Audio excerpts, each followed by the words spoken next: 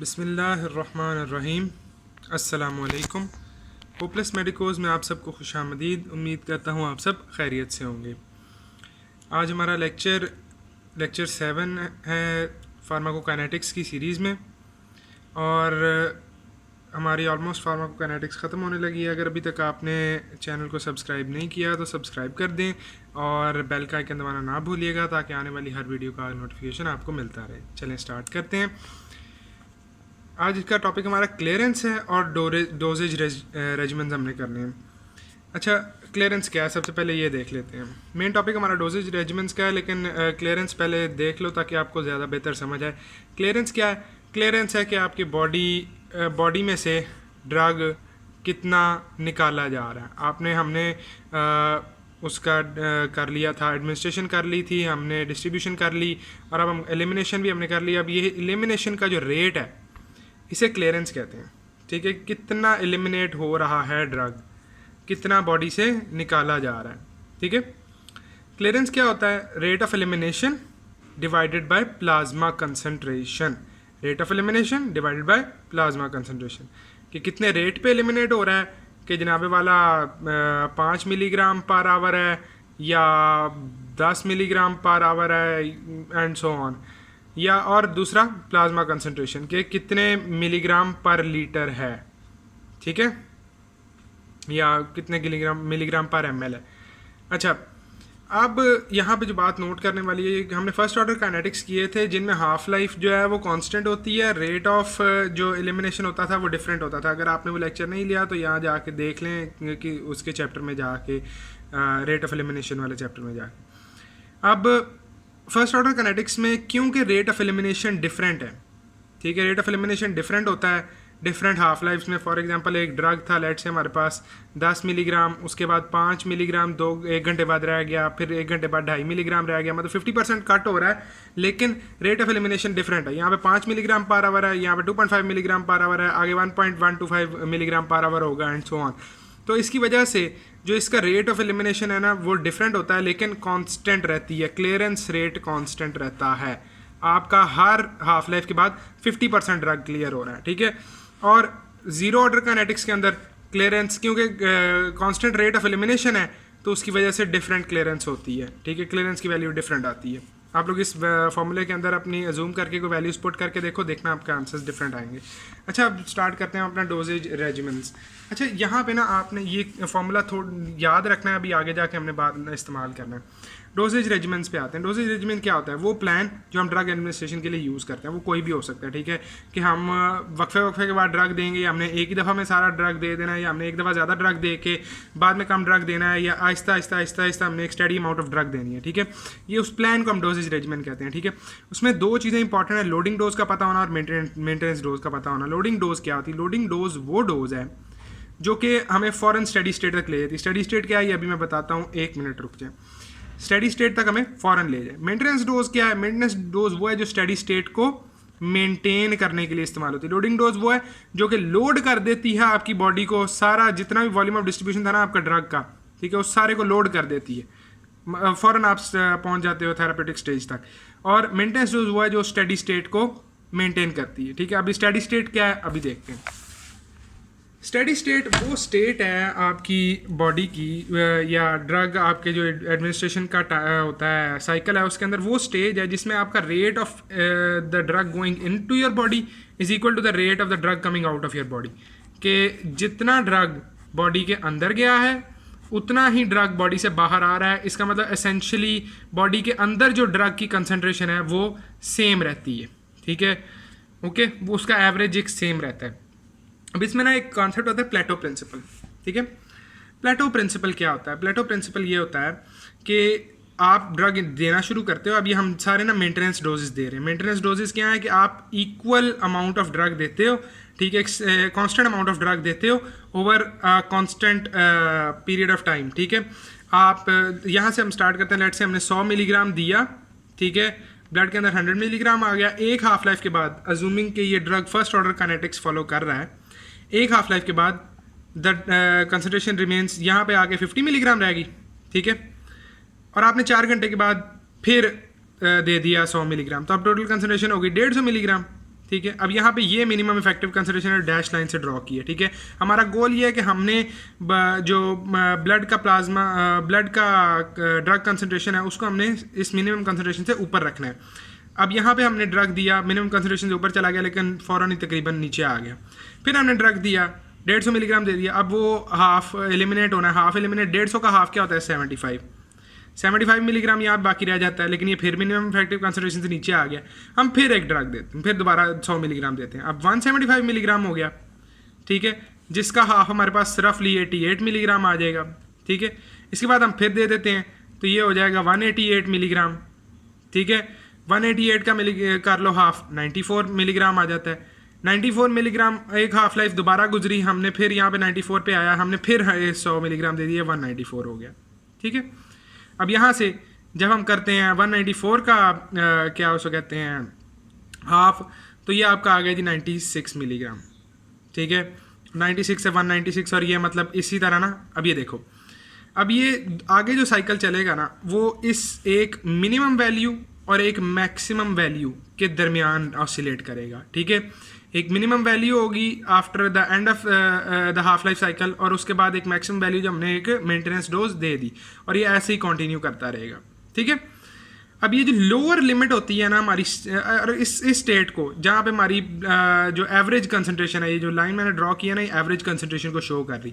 जब हमारी average concentration change होना बंद हो जाए तो इस स्टेट को हम कहते हैं स्टेडी स्टेट। स्टेट को हम क्या कहते हैं? Steady state. अब यहाँ पे एक हमारे पास होता है लोअर लिमिट जिसको हम ट्रॉफ्स कहते हैं, ठीक है। और ये लिमिट वो होती है जब मतलब अगली दवाई लेने का टाइम है, ठीक है। जैसे आप पैनाडोल लेते हो ना, ठीक है, तो पैनाडोल आपको लेट से जी आपको डॉक्टर ने कहा जी 8 घंटे बाद आपने लेनी, तो आप जब 8 घंटे ख़त्म होने वाले हैं तो उस वक्त आपका ट्रफ पे होगी तकरीबन जो प्लाज्मा ड्रग कंसंट्रेशन है, ठीक है। और फिर एक मैक्सिमम होता है जो कि मेंटेनेंस डोज के फ़ौरन बाद आती है पीक, इसको हम कहते हैं पीक्स। इस मैक्सिमम को क्या कहते हैं? पीक। ये CSS मैक्स कहलाता है। ये जो लोअर लिमिट है ये CSS मिन कहलाती है। और इनका जो एवरेज है CSS मैक्स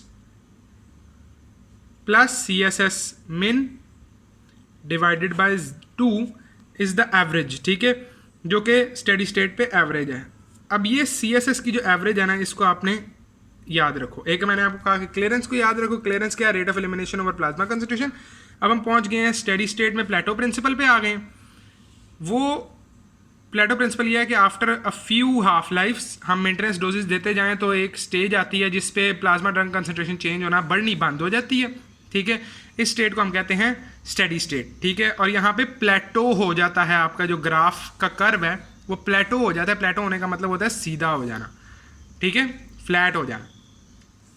अच्छा, अब कितना टाइम लगता है यहाँ पे नोट करो ज़रा, हमें कितना टाइम लगा है स्टेडी स्टेट तक पहुँचने में। अगर मैथ के आप स्टूडेंट हो तो आपको पता है कि यार आप कभी भी 50% के स्टेप्स लेके आप कभी भी 100% तक नहीं पहुँच सकते, ठीक है।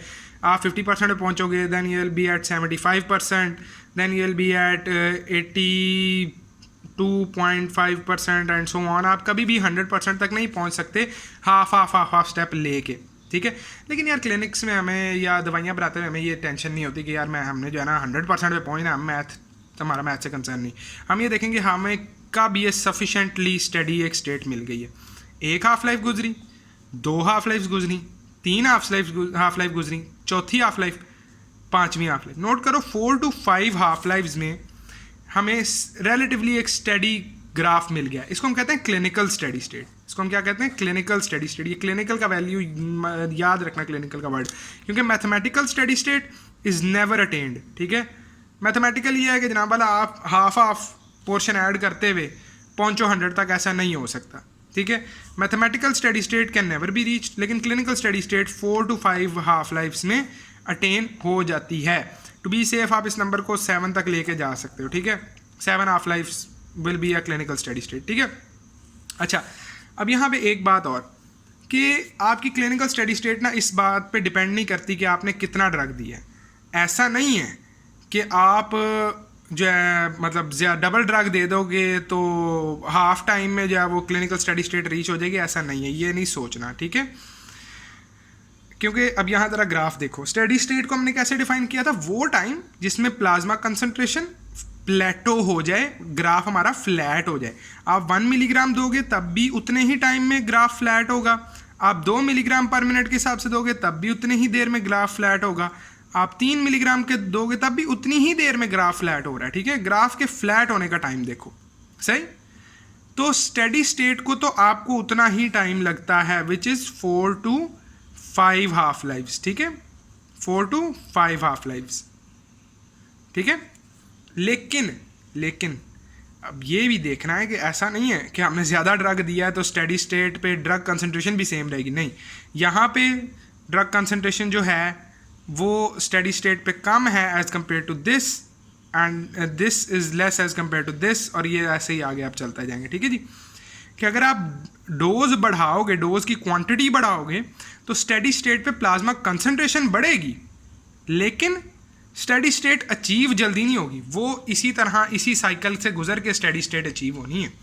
ठीक है, अब रेट ऑफ इन्फ्यूजन हमने किया। रेट ऑफ इन्फ्यूजन मैं आपको एक दफ़ा बता देता हूँ। रेट ऑफ इन्फ्यूजन होता है क्या? रेट ऑफ इन्फ्यूजन है, इन्फ्यूज़ होना होता है कि इंजेक्ट करना, बेसिकली से कर लो आप। रेट ऑफ इन्फ्यूजन है कि हम कितना ड्रग दे रहे हैं, ओवर कितना टाइम हम कितना ड्रग दे रहे हैं।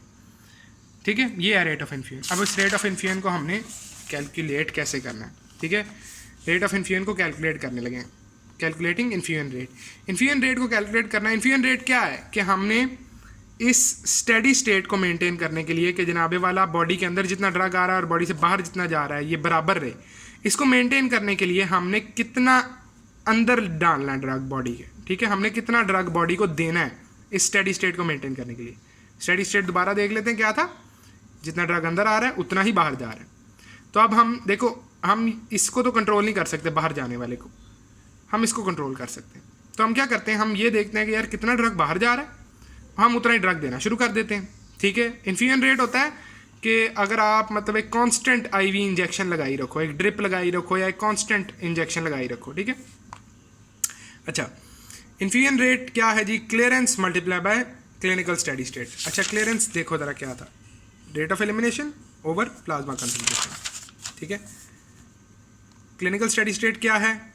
CSS जो है ये क्या है? ये वो कंसंट्रेशन है ब्लड की, ड्रग की प्लाज्मा के अंदर जो कि क्लिनिकल स्टेडी स्टेट पे मौजूद है। ठीक है, ड्रग कंसंट्रेशन, ये प्लाज्मा ड्रग कंसंट्रेशन कौन सी है? ये वही ड्रग कंसंट्रेशन होगी ना जो CSS की है जब भी हम मेजर कर रहे हैं। ठीक है, तो ये दोनों आपस में कैंसिल हो जाते हैं। तो बेसिकली हम उतना ही ड्रग दे रहे हैं इन्फ्यूजन में जितना हमें पता है कि यार ये बॉडी से निकल रहा है। ठीक है, ये उसी तरह है कि आपको पता है कि आपकी टैंकी से जो है टिप टिप करके 2 कतरे पर सेकंड जो है पानी ड्रिप हो रहा है। कोई लीक है जिसमें से 2 कतरे पर सेकंड पानी ड्रिप हो रहा है।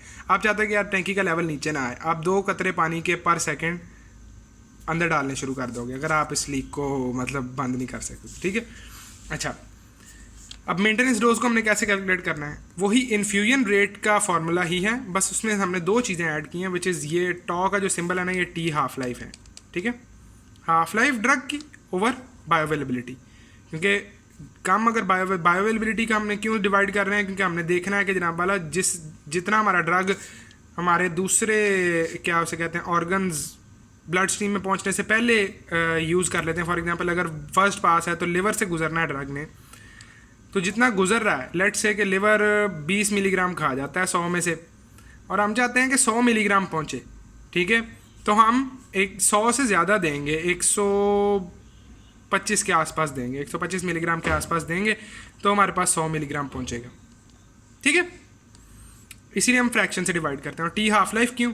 टी हाफ लाइफ जो आपका हाफ लाइफ का टाइम है उससे इसीलिए मल्टीप्लाई करते हैं क्योंकि आपने देखो ना कितनी देर में जो है ये स्टेडी स्टेट को पहुंच रहा है, क्योंकि हर हाफ लाइफ के बाद 50% ड्रग निकलता जा रहा है। हर हाफ लाइफ के बाद 50% ड्रग एक्सक्रीट होता जा रहा है। अच्छा, अब लोडिंग डोज का कॉन्सेप्ट देखते हैं। लोडिंग डोज का क्या यार? अब देखो, अगर आप मेंटेनेंस डोज की बात करो, मेंटेनेंस डोज कितनी लगती हैं जी? 4 to 5। ठीक है, 4 to 5 हाफ लाइफ लगेंगी। अब यार अगर तो आपके ड्रग का हाफ लाइफ 2 घंटे है या 4 घंटे है तो चलो समझ आती है कि यार हम मेंटेनेंस डोजेज यूज़ करेंगे, 2 दिन के अंदर ना ड्रग जो है 2 डेज़ के अंदर पहुंच जाएगा अपनी स्टेडी स्टेट को। लेकिन अब लेट से आपके पास एक पेशेंट आता है, ठीक है जी, हार्ट अटैक हुआ है उसको आपने देना है जी डिजॉक्सिन, ठीक है। अब डिजॉक्सिन की क्या है भला हाफ लाइफ, जहाँ तक मुझे याद है मेरे ख्याल से 8 दिन है, ठीक है। अब आपके पास पेशेंट है, डिजॉक्सिन आपने उसे देनी है और आप उसे कहोगे नहीं मैं आपको मेंटेनेंस डोज के हिसाब से ही दूंगा, ठीक है। तो जब तक आपकी ये 8 दिन के हिसाब से 4 से 5 हाफ लाइफ गुजरेंगी, बेचारा हार्ट अटैक से मर गया होगा, ठीक है। तो हम क्या करते हैं, हम एक लोडिंग डोज दे देते हैं, ठीक है। हम एक लोडिंग डोज दे देते हैं जो कि जनरली ना आपके मेंटेनेंस डोज का 2 टाइम्स होता है, ठीक है। लोडिंग डोज ना जनरली आपके मेंटेनेंस डोज का 2 टाइम्स होता है, हम वो दे देते हैं और आपका जो ड्रग है वो एक लेवल तो ऊपर तक पहुंच जाता है। उसके बाद हम मेंटेनेंस डोजेस देते जाते हैं इन सारे को मेंटेन करने के लिए, ठीक है। अगर हम सिर्फ मेंटेनेंस डोजेस दे रहे होते तो देखो क्लिनिकल स्टडी स्टेट तक पहुंचने में कितना टाइम लगता है। यहाँ से यहाँ पे हमारा ग्राफ ये है, यहाँ पे हमारा ग्राफ ये है, हमने फ़ौरन उसको ले गए क्लिनिकल स्टडी स्टेट पे, ठीक है। ये है फ़र्क maintenance loading dose plus maintenance dose का और सिर्फ मेंटेनेंस डोज का। हमने लोडिंग डोज कैलकुलेट कैसे करनी है, लोडिंग डोज हम कैलकुलेट करते हैं volume of distribution multiplied by the desired plasma concentration जो हम चाहते हैं डिवाइडेड बाय बायोअवेलेबिलिटी। बायोअवेलेबिलिटी से क्यों डिवाइड कर रहे हैं, फिर वही बात कि अगर हमने 100 मिलीग्राम दिया और हमें पता है कि उसने लेबर से गुजर के 80 मिलीग्राम रह जाना है, 80% रह जाना चाहिए, तो फिर हमें 125 मिलीग्राम देना पड़ेगा 100 मिलीग्राम ताकि ब्लड के अंदर पहुँचे, ठीक है। फ्रैक्शन से हम इसीलिए डिवाइड करते हैं, ठीक है। और प्लाज्मा कंसंट्रेशन मल्टीप्लाई वीडी क्या था, वीडी अगर आपको याद हो तो वो था कि कितना आपका जो ड्रग है वो बॉडी के अंदर कितने वॉल्यूम में पड़ा हुआ है, ठीक है। उम्मीद है आपको आज का लेक्चर समझ आया होगा। अगर कोई भी क्वेश्चन है, कोई भी क्यूरी है तो कमेंट्स में ज़रूर बताएं and like the video and share it with your friends and इंशाल्लाह कल मुलाकात होती है। अस्सलाम वालेकुम।